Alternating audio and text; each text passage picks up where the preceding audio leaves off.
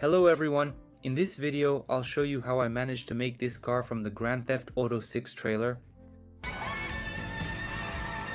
I'm sculpting the car from NSP hard clay to form the body's correct shapes. I'm using black and I'm looking at the car itself in Grand Theft Auto 5. Yes, technically, it's a car from Grand Theft Auto 5, but it's in the Grand Theft Auto 6 trailer. At this moment, the main characters drive away in exactly this kind of car. And I wanted to sculpt this very car out of clay and then smash it to see the damage.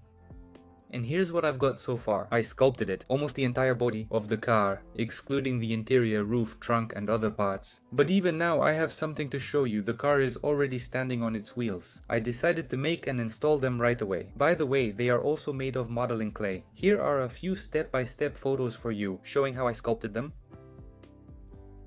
It's interesting to sculpt this car, and I'm pretty good at it. I also try to make it quickly and not drag out the project. I make the body parts intentionally thin so the car can break and the body parts can deform, but they're still strong enough for the whole structure to hold together and not fall apart. I also reinforce the clay with foil from the inside, attaching it tightly. This way the clay keeps its shape and doesn't sag. There's already a completely finished, thoroughly painted chassis. I didn't make all the small details like I did in the Dodge. In the Charger, I just highlighted the main elements and that's enough.